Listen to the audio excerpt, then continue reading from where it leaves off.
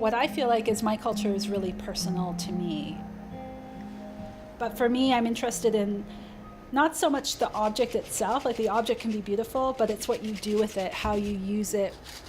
This idea of art, this Western concept of art is one idea, but as an Anishinaabe person who lives in the world and sees the world in a very specific way, that's only one part of it. So I'm really interested in taking objects and taking those things and making it into a bigger holistic conversation that includes the body, that includes performance, that includes stories, that includes ways of being and sharing that come from what I know as a person in the world.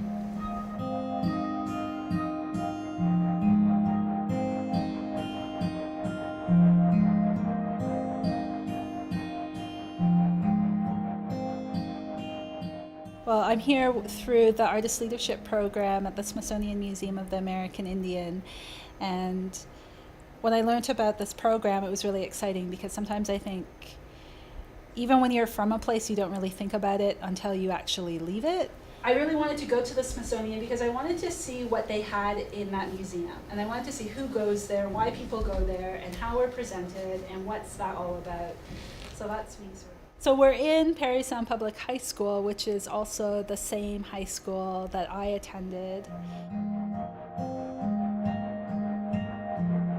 When I learned about the Artist Leadership Program, it just was pretty amazing to think that suddenly, because it's so rare that I can bring both what I know as a visual artist, a contemporary artist, an educator, and also my community, and bring those worlds together.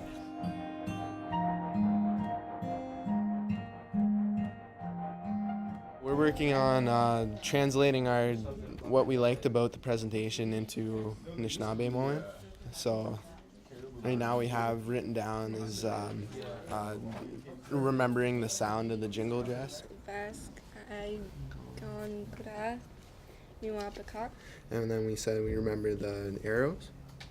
Then we would like to learn more.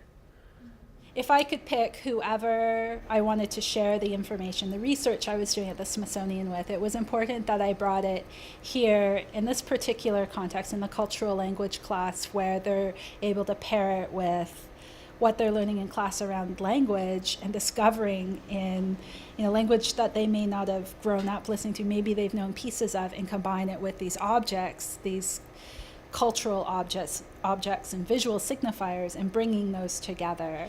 So if we're looking forward to where we want to go by giving these students at this point in history a chance to see things that come from the area and think about those things and the technology and the history and the language, then that's putting tools in their hands, and that's giving them power that they can move forward with and do whatever they want. And I think that's makes them unstoppable. Well, I think it's to know our identity and know who we are and our ancestors and how connected we are with this with this land we live in.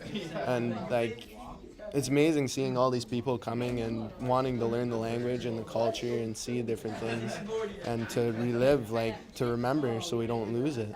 It's all about us. So that's why we're the most important people in the room. And knowing the culture will help us teach others and language too. Because it's our past, it's our history, it's our ancestors. And if we don't know it, then we're going to lose it all. So it's one way to keep our culture.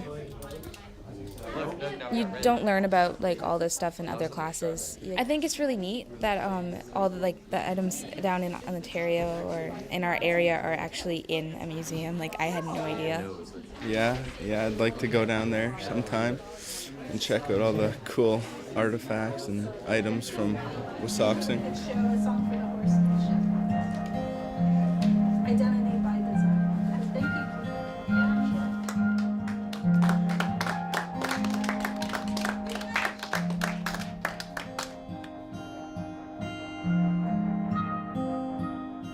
At every point in history, there's been